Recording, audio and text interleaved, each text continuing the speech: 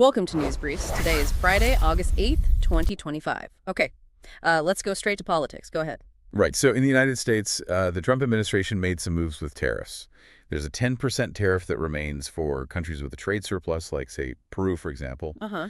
But careful, they set a floor, kind of, a minimum of 15% for those with the deficit with the United States. Right.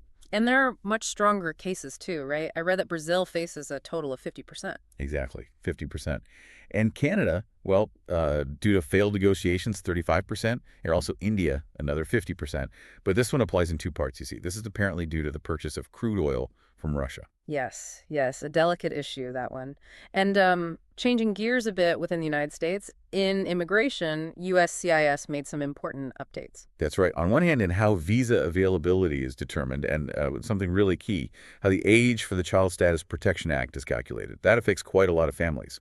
And it seems things are generally getting tougher, right? There's talk of expanding detentions, new centers near airports, an alligator Alcatraz style, they're calling it, to speed up deportations. Yeah, a strong area, and also a new policy that's, well, generating a lot of debate. Preventing undocumented immigrants from requesting bail. That is, indefinite detentions. Complicated. Lawyers are already saying it violates due process, I imagine. Exactly. And meanwhile, they're looking for more people for the Immigration Service. They removed the age limit for entry and are offering, well, $50,000 bonuses with student loan forgiveness.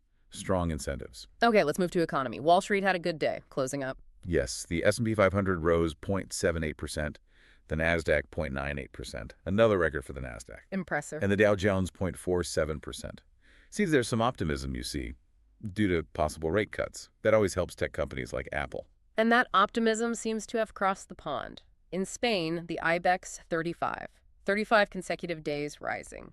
Incredible. Yes, it broke 17-year highs. It's close to 15,000 points now.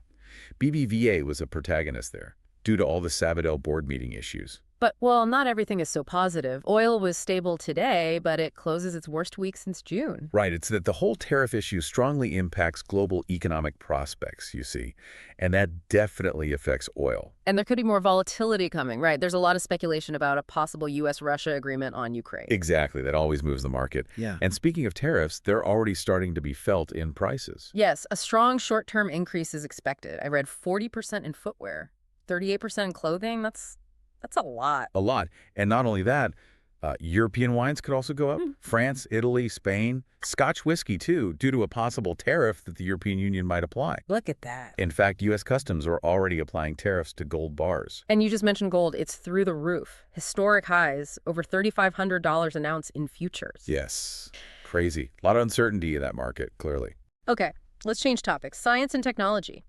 Artificial intelligence, it just doesn't stop. OpenAI launched GPT-5. That's right. And the interesting thing is that it's kind of for everyone, so to speak. There's even a free mini version. They say it's more precise, faster, safer. And it improves in everything, it seems. Reasoning, writing, programming, even medical assistant. Yes. And it integrates with things we use daily like Gmail, Google Calendar. Well, for those who pay the subscription, of course. Right. And it's not the only new thing, huh? 11 Labs released 11 Music, an AI for creating music. It's fascinating to see how it's already being applied. In New York, an AI travel guide. In Lugo, Spain, they're using it against fires. In the port of Huelva to transcribe communications and detect fog. It's good everywhere. Let's move to the environment. In the Dominican Republic, there's a serious problem with the illegal extraction of materials from rivers.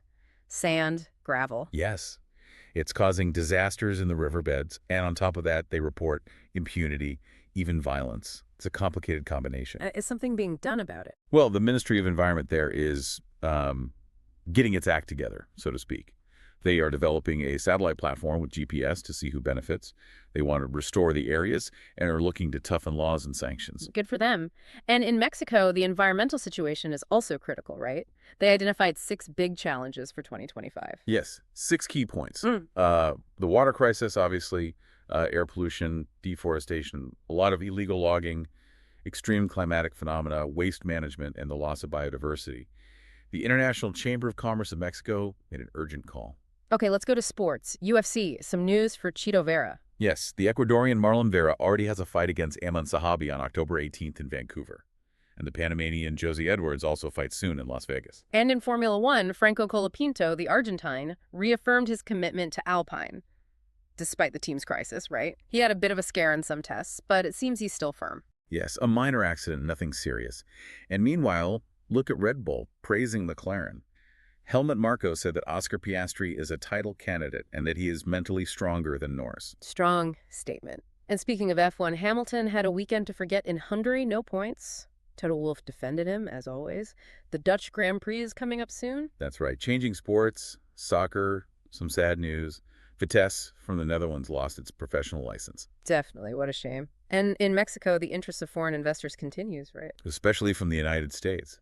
Necaxa, Cancun FC, Querétaro, although promotion and relegation are still paused until 2027. Yes, that issue continues. And a setback for Barca. Lewandowski injured, he'll miss the Jung Damper Trophy. And in Marbella, the last dates, the Men's Beach Soccer League are being played. Good. And to close, entertainment. Today, August 8th, there are some movie premieres. Yes, several. That Summer in Paris, Indomitable. A Karate Kid Legend sequel with the originals. That one could do well. Could be. Also The Footballers, too. My favorite dessert. Never Alone, Put Yourself in My Shoes Again, 1x2, and a horror one, Weapons. Varied. And in streaming. Well, Netflix Argentina has news and changes in the top, but the big news is that HBO Max, well, it's just called Max, right? It announced that it will charge for shared accounts. They're following in the footsteps of Netflix and Disney+.